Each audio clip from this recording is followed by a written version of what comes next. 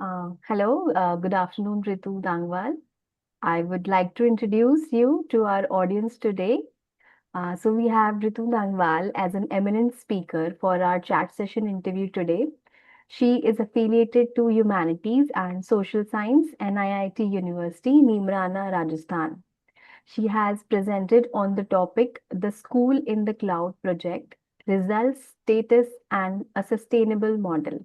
Welcome to the chat session for Eurasia Research. How are you doing today? I'm good. Thank you so much. Absolutely fit and fine. Thank you.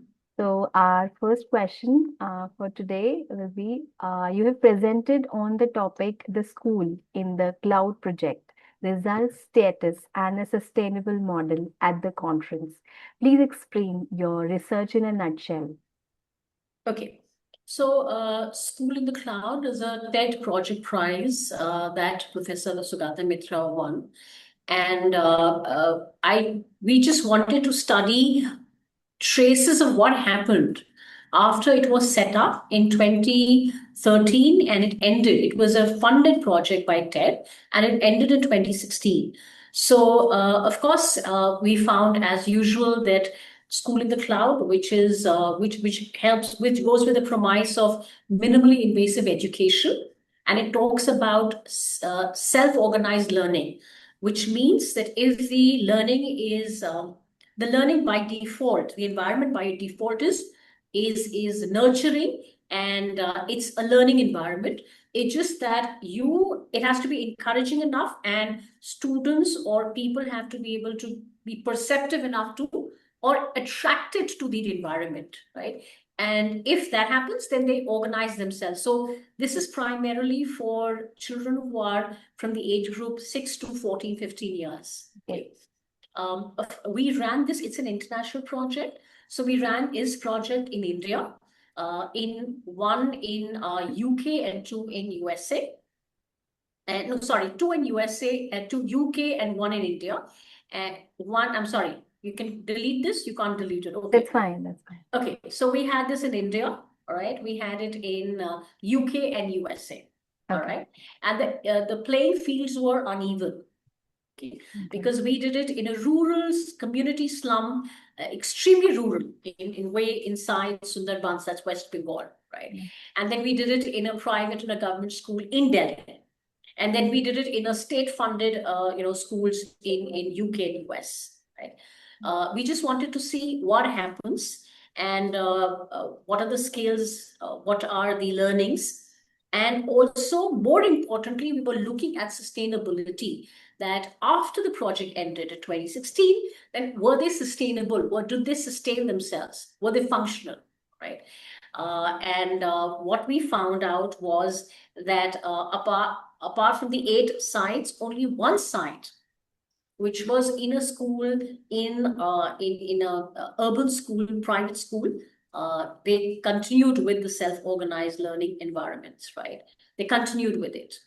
So I think our learning was that there has to be community ownership, there has to be teacher certification, there has to be a revenue stream model, there has to be a mobile lab and infrastructure that helps in sustainability. Definitely, ma'am. Great initiative taken by you and the team. Really appreciable. Thank you. Our next question for you is, what are the original goals of the school in the cloud project, and have they been achieved? Right. So the original School in the Cloud really tests on groups of children if given internet access. Will they be able to pick up computing, comprehension, and communication skills on their own, right? And this was again, like I said, it is a global network of self-organized learning environments, which means it is all over the world. People are using it in different environments, whether it's community, school setup, private school, government schools. So this was the original project. And yes, they were achieving not just this, but academic improvements happened, confidence increased, right? Yeah. So no matter where you are, in what kind of a teaching environment you are, this works. Collaboration work, teamwork works with minimal intervention. which means there is no teacher. The teacher stays, it's a backdrop, and the teacher it's the children who are mobilizing their learning. Okay. But we really didn't talk about the funding part of it, right? Nobody discussed, I mean, nobody, as in we also, people who were running this, they never came back to us to say, okay, so it's like, does it have a shelf life, right? Which means it works for 3 years, 4 years, 5 years, and it shuts down. So we hadn't discussed in terms of the viability of the model. So I think once this project stopped, the funding stopped by TED, Okay. We did not know whether it was running by its own or not. So yeah. Okay. So what was your motivation during this research? I guess the same thing. There's an unanswered question about a very genuinely celebrated project like which is funded by TED, right? What happened after that? What happened after people stopped talking about it, right? So for 3 years, can you beat it? We had a documentary filmmaker actually tracking us and observing. So a lot of mobilization happened, a lot of media attention got up, right? Because obviously it was funded by TED. We got 1 million of them, right? And we made these schools in the cloud. So till the project was there, the funding was there, it had tremendous exposure, recognition, right? But again, like a researcher, we were interested. When I say we, the entire team, right? We said, okay, great, very good. We've done a fantastic job. Now what? So it was out of curiosity, right? We said, hey, it's interesting to know, is it still functional? Right? I mean, it was a great celebrated project, but then we had no idea. I mean, we wrote papers and we documentation and movies came out of it. But when nobody was watching it, then what? What happened? Is it still running? So I think that was the driving curiosity. Yes. Yeah. Okay, moving ahead with our next question.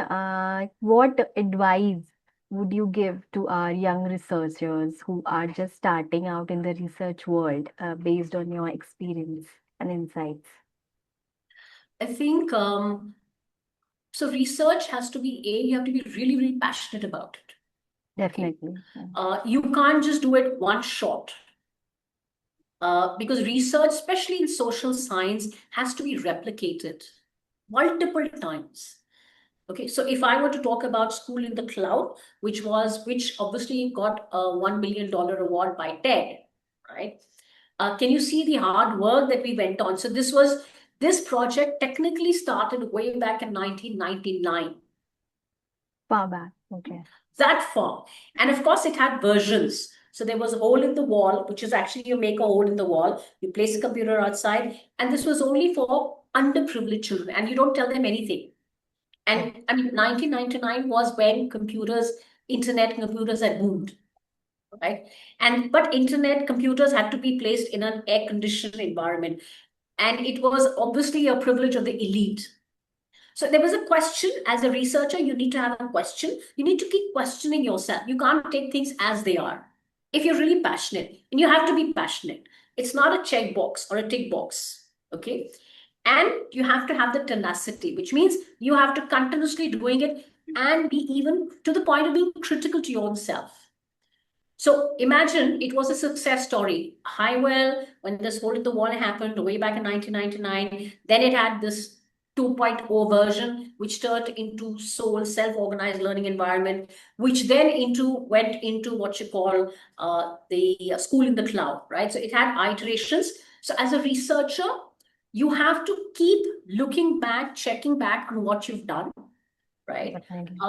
One is, of course, very good that you write a paper, you attend a conference, fantastic. But I don't think that really, as a researcher, you need to go back and check and see and question yourself and see where the failures are or what are the possibilities of actually making things happen, right? So the relevance is important.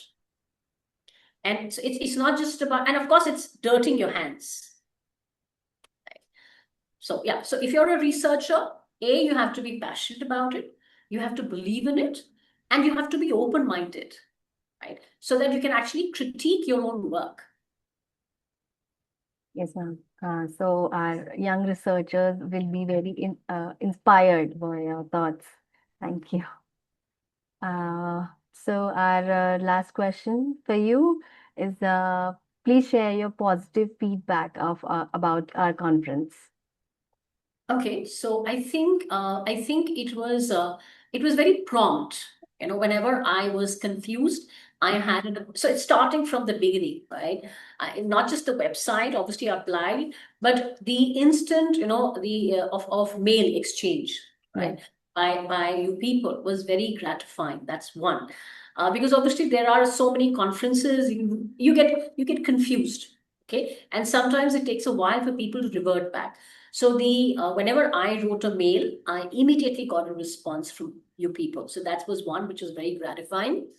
I mean, I was even asking in terms of where do I stay and stuff like that, right? So there was a patience, and there was a mail and a proper, you know, information. Okay, so I wasn't lost. That's one. Second, of course, you chose a beautiful place. But more importantly, I think it was very, very focused. When I say focused, I meant that there weren't many people, right? Because in a conference, what happens is it becomes a networking center. I'm not saying that's bad. I'm not saying that's bad, okay? But here there was diversity, okay, which I thought was very interesting. I didn't get overwhelmed by the number of people. The presenters were very focused in what they said.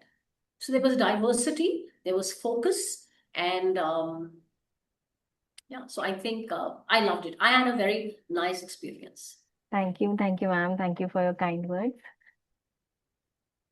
We would definitely love to see you at our future conferences as well. Okay. Absolutely. Thank you so much for sharing your experience with us. And thank you for attending this chat session with us. That's all for today. We are honored to have you.